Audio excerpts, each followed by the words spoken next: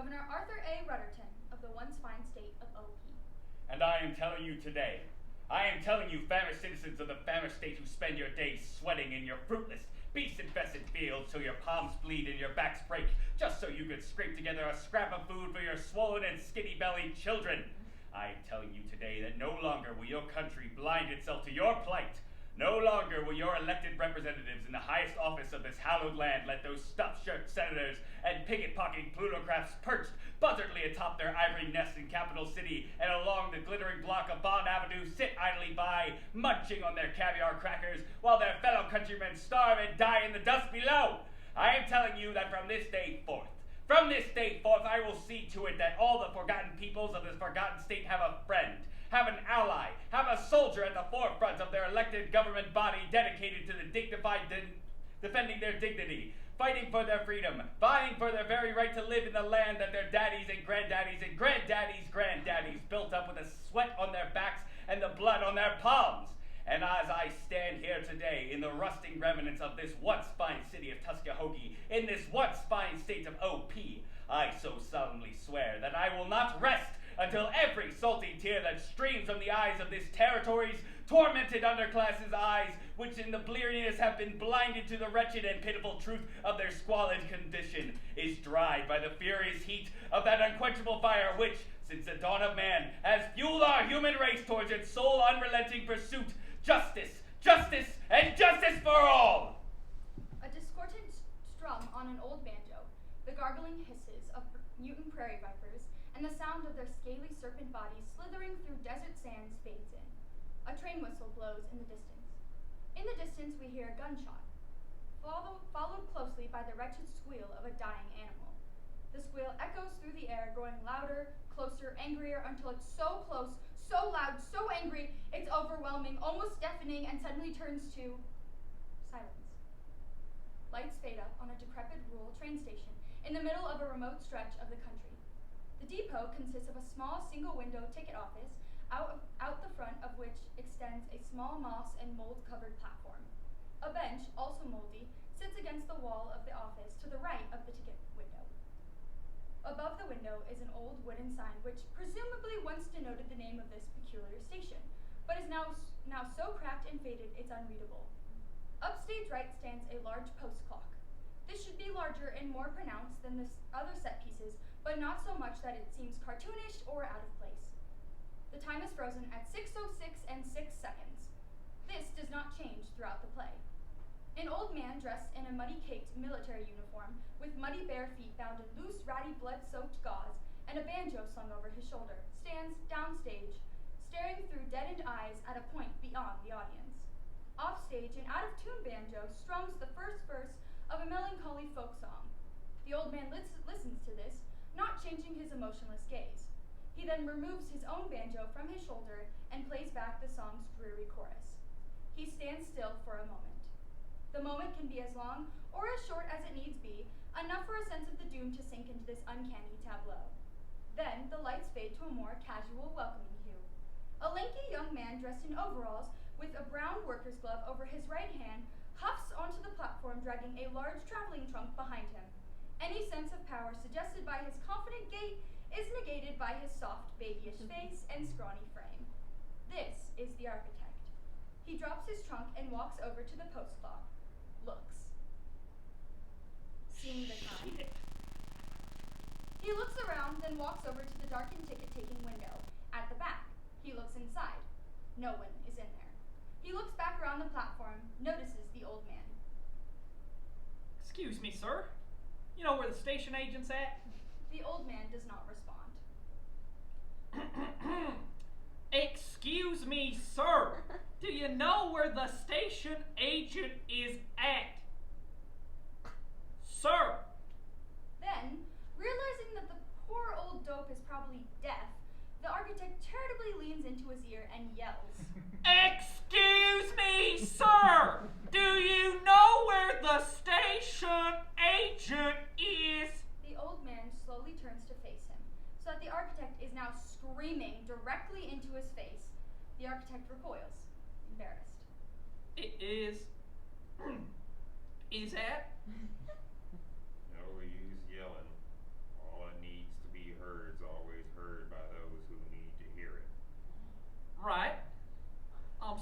it's just, well, you didn't answer the first time I asked, so I thought you might have had something stuck in your ears, or maybe you just ain't too good at hearing. All that needs to be answered is always answered by those who need to answer it. Of course. I'm sorry, I didn't catch your answer. What did you say about... Didn't answer. What's that? Did not answer. No, you didn't answer. That's right. See, that's why I was saying it so loud. I thought you weren't hearing me proper. Thought you might have had something stuck in your ears, or maybe you just ain't too good at hearing. Ain't got nothing stuck in my ears. No, I see that. I also thought that maybe you just ain't too good at hearing. Ain't not too good at hearing neither. No, I see that too. Now, Can't see that a body ain't too good at hearing. I mean, you answered me, so I figured you must have heard. Did not answer. Well, you responded to my, so I assume. Listen, do you know where the station agent's at? Did not answer, 'cause 'tweren't no need. All that needs to be answered is always answered by those who need to answer it. Well, I do have a need, sir. A very urgent need. See, look at this. Architect pulls a flyer from his pocket, unfolds it, hands it, and holds it out in front of the old man. Reads. Employment Opportunity. The Arthur A. Rutterton Commission for the Reindustrialization of the Tuskahogee Desert seeks able-bodied workers for construction of the inaugural Tuskahogee Transplantal Introstate. 50 cents per hour. Enlistment open at the OP State Public Works Building now through the 6th of the month. He returns the flyer to his pocket, then continuing. See, I'm going to work on one of them new modernized infrastructure projects that Mr. Governor Arthur A. Rutterton's building up there in Tuskahogee. He's building a transplantal introstate, he is. You ever heard of that? A transplantal introstate? Of course, I don't know how you couldn't have heard. Sitting around all those anybody's talking about these days. It's become quite a hot topic around here, that transplantal introstate. What with that Mr. Dodson giving all his speeches about the sinfulness of the modern world, and all those fellas marching down at the State House, and, but you know about all them. So certainly you heard it. You ever seen one, though? I only seen one once, in a magazine. Modern Architecture Monthly. I had in there a picture of one of those introstates they got up northwards, up in New Fairshire, I think it was. And I'm telling you, if you flip that road on its end, I swear it'd reach all the way to the moon. It was humongous. Not just long ways, but wide ways too.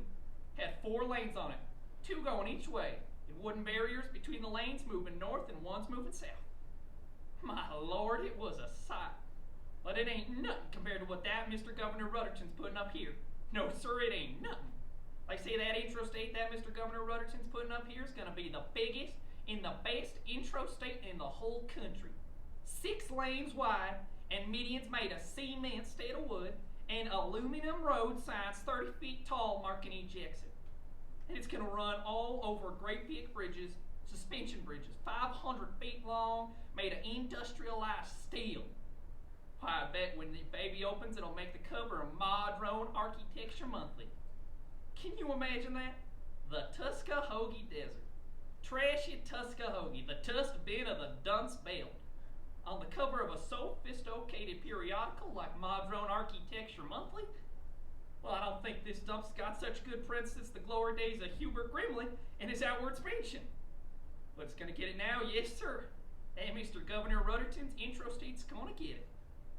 And I'm going to be the one building it. If I catch my train, that is. See, I got to get to Tuskahogee to register for the job first. That's where Mr. Governor Rutterton's recruiting his able-bodied highway builders from. So that's where I got to get if I'm going to be recruited. Now I got here a ticket for the 6 o'clock train, but well, I got a little waylaid on my way over. Ran into one of them mutant prairie vipers on the road, see, and well, you know how those things are. That snake must have chased me around for 15 minutes before I was finally able to get a good enough angle on it to pounce on its head and smash its skull in. Of course, by the time I got it, I was quite a bit behind schedule in getting here. Now it's 6:06, which is 6 minutes after my train to Tuskahogee was supposed to leave. And I need to know if it's left yet. Which is why I'm wondering where the station agent is. See, I was hoping he could tell me. Tell me if the train's left. So do you know where he is? Station agent ain't there. No, I see that he ain't there. What I'm wondering is where he is. Is wherever he went off to, I suppose. And do you happen to know where he went off to? Went off to wherever he's at. Okay. You don't know. That's fine, just fine. You don't know. Well, listen, if you can't tell me where he is, would you mind pointing me towards someone who could? The old man slowly looks to his left. No one there. He slowly looks to his right. No one there. He looks back at the architect, points at himself. You could tell me. I could tell you. You could tell me Certainly. where he is, not where he ain't. Yes'm. Okay. Okay. So where is he? Don't know. Excuse me? Don't know. But you just said you could tell me. Now, old man, what the hell you... Certainly could tell. Just wouldn't be telling nothing I know. You... Damn game, not knowing nothing ain't never stopped a body from telling things before. So far you wants to be told something, I can do that without knowing. You telling where the station agent is ain't gonna be much help to me if you don't know. Certainly not. Telling that bodies ain't never helped them know nothing. The bodies are always telling things anyway, whether they help or not. Suppose they can't help it. Well, if you ain't gonna be any help, I'd just as soon you didn't tell me. And I'd just as soon you didn't tell me you could tell me if you can't. Certainly could tell. Just couldn't No, tell about nothing you at can't all. tell. If you don't know a thing, you can't tell about it. Certainly can, but probably shan't. Bodies shan't tell about things they don't know just 'cause they can. It's right, the shan't. Then again, bodies can't help but tell about things all day anyway, whether they know things or not. Listen, I ain't got time for this. Now, if you don't know where the station agent is, I'd just as soon you didn't tell me nothing, and I'll just wait and see if the train's coming myself. Alright, All right. gonna be waiting for a while. Excuse me? Gonna be waiting for a while. What do you mean I'm gonna be waiting for a while? Don't know. Just telling you're gonna be waiting for a while. Why? Why? Has the train already left, old man? Don't know. Just telling. Only the station agent could say for certain. Well, the station agent ain't here. Station agent ain't there. No, so he can't tell. Now you're telling me I'm gonna be waiting here for a while. Why? Just telling. Well, you said so yourself. You shouldn't tell about things you don't know. Certainly shan't, but still can. So there's something you know you're trying to tell me. You know something about this train? Or are you just wasting my time? Storm's coming. What? Oh, old man, what are you talking about? How long have you been standing here? Do you know something about this train? Were you here when the train passed by? Another duster. Say it's gonna be a bad one. What are you... Listen, if the train's going, I need to know. Now, did you see it go? Is that what you're saying? Didn't see nothing. I could tell about. Just saw you'd be waiting for a while. If you saw the train leave, I need to know. Body can't know nothing. Storm's coming. Best to stay safe at home inside till it passes. Well, I ain't going home, old man. I can't. Sure can. Body can't always go back where it came from. Well, this body can't go back where it came from. This body gotta get where it's going. Where's the body's going? Always back where it came from. No, where it's going is Tuskahogee. What are you talking about? Old man, what are you talking about? What does this have something to do with me waiting here for a while? Does this have something to do with the train? Hey, I'm talking to you. You know something you ain't telling me, old man? You know something I ought to be aware of? Then a girl's voice from off stage. Kine! Kine! Shit. A young girl, about 14 or 15 years old, dressed in overalls, a button and pigtails comes running onto stage. This is Maybe. Kane! Sees the architect, doesn't notice the old man. There you is. There you is. The hell you doing here, Kane? I told you not to call me that, maybe. Kane, Kane, Kane! Cut it out, maybe. It's your name, ain't it? What you doing here, Kane? Not no more, it ain't. Yes, so more it is. Kane's what everybody knows you by. Kane's what your name is. What you doing here, Kane? Ain't no one tells me what my name is but myself, and I say my name ain't Kane. So my name ain't Kane. You say your name whatever you want it to be. But when you's called down for dinner, you's called Kane. And you's the one comes running. Not no more, I ain't. What? You telling me you's gonna starve to be called by your real name just 'cause you don't like it? I ain't gonna be coming down for dinner no more because I ain't gonna be there when it's served. I'm leaving, maybe. Maybe looks at the trunk, looks at the architect, looks at the trunk, looks at the architect. I see. Now come home and feed the pig. I already fed the pig. Already fed the pig. Yes, I fed it before I came here. How? Sun ain't even up yet. Pig ain't even wet. I put the slop in its trough. I'll be there when it wakes up. You fed the pig while it was asleep? I was in a rush. You know you ain't supposed to do that, Kane.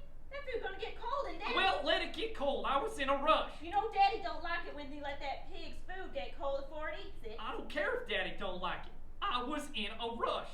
I don't care if Daddy don't like it. I'm leaving. So there's nothing Daddy can do about it if he don't like it. Maybe, but when you get back from your leaving, he's gonna be mighty upset. And then you gotta care. Get back. That ain't how leaving works, maybe. It is the way you do it. You ain't never left anywhere long enough for the spot at your kitchen table to get cold. Now you go ahead and leave. Just don't leave for too long. Donnie's gonna be up soon. No, maybe. When a man leaves a place, he's gone, and he don't come back. When a man leaves a place, maybe. But a Kane leaves a place, he don't get 2 feet away before he pisses his britches and comes running right back. Shut up, maybe. Shut up yourself! She clocks him across the face. Now come home.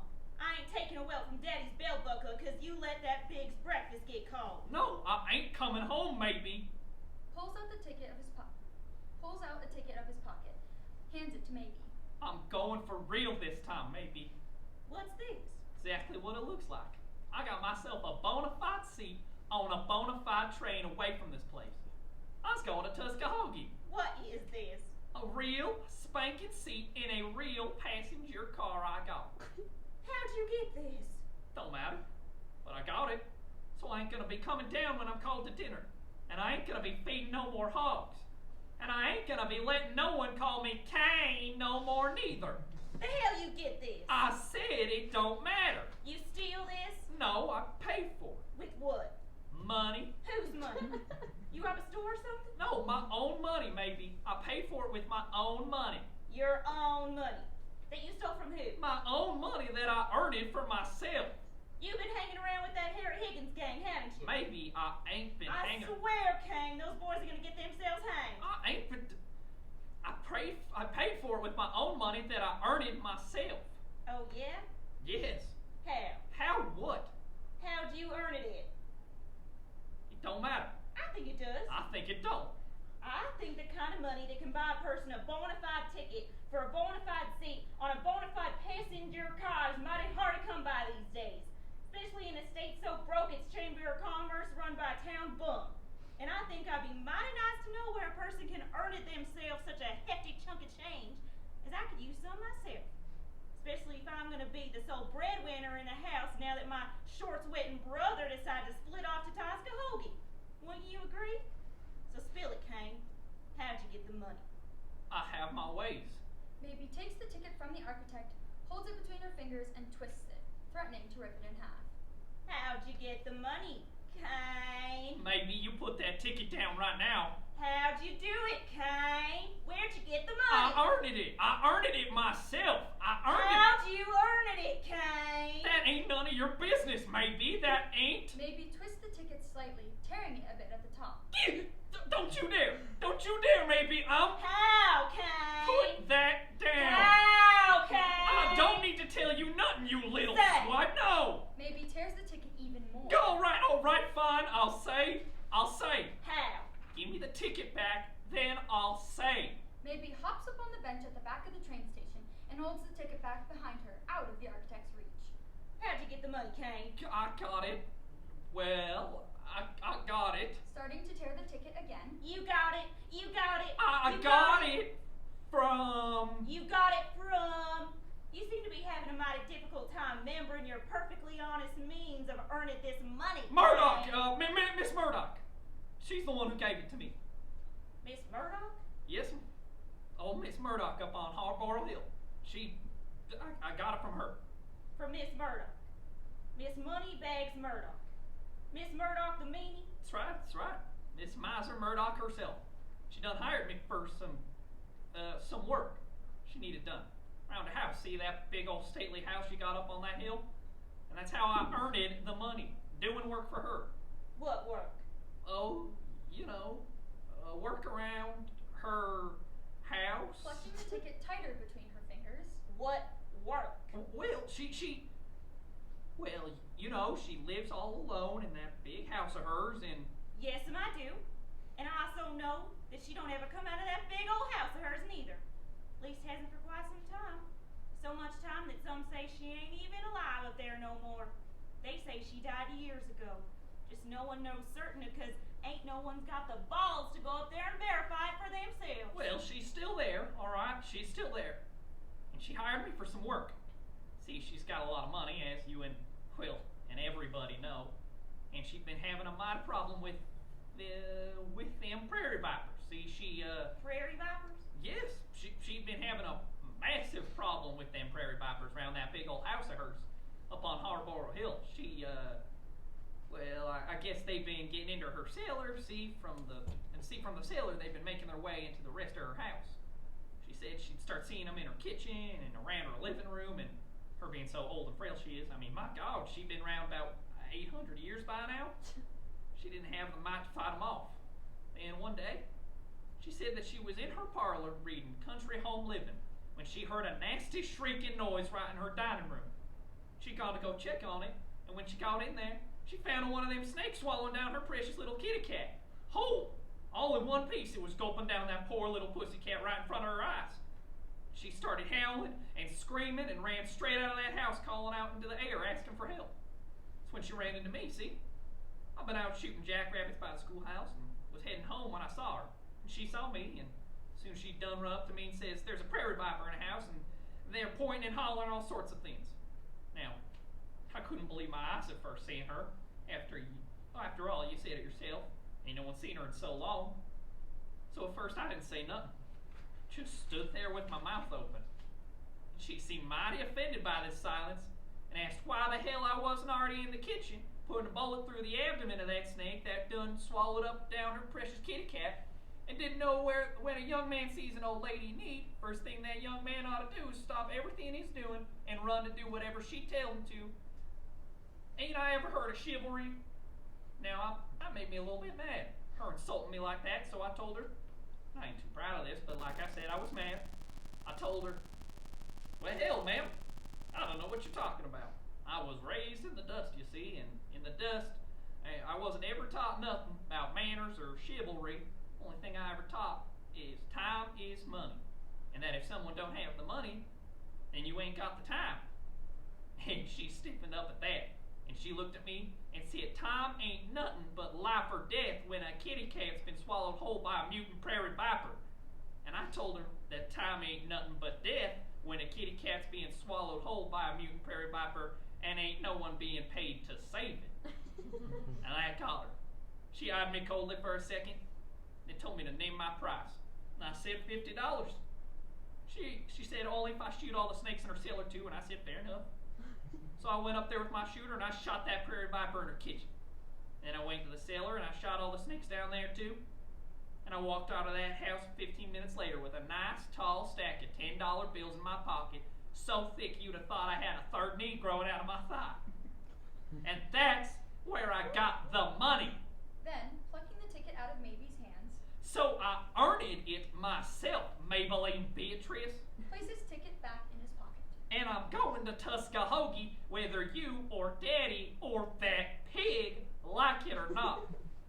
You earned yourself $50. Yes, I did. You earned yourself $50.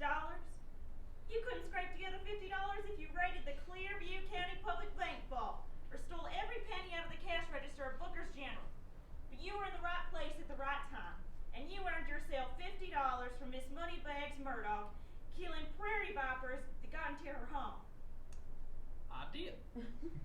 And with that $50, you bought a train ticket. Now, maybe. You bought a train ticket to Tuskahogee. Yes, but maybe. Well, your daddy and your sister and your pig are living in a shack off nothing but dry corn grits and salt. You went off and you made yourself $50 and you used it to buy a train ticket. Now, don't go sapping me, maybe. That pig eats like a damned king. And Daddy's whiskey satisfies his appetite enough.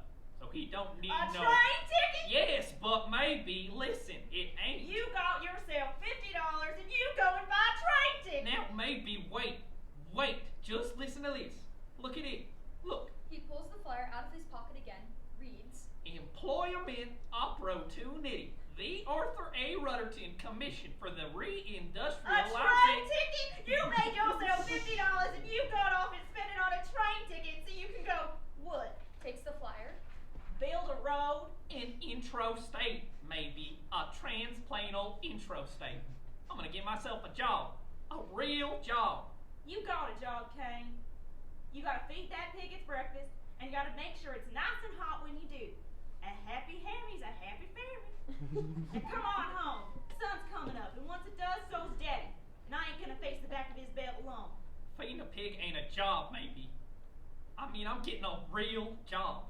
A job with a future. A job with a purpose. A job building things, new things, transplanal intro state things. That's a real job, maybe. Maybe hangs her head, as if she's about to cry. The architect moves over to comfort her. Now, don't cry, maybe. I ain't abandoning you. $50 ain't nothing to people with real jobs building transplantal intro states. I'll make $50 back in a week, easy. And when I do, I'll send it back to you. And you can come to Tuskahogee, too. It'll be okay. You just wait and see, maybe. You just gotta have a little faith. You gotta trust me. Everything's gonna be, Maybe lifts her head, revealing a dry, tearless face. She walks pointedly over to the architect and slams her foot down on his toe.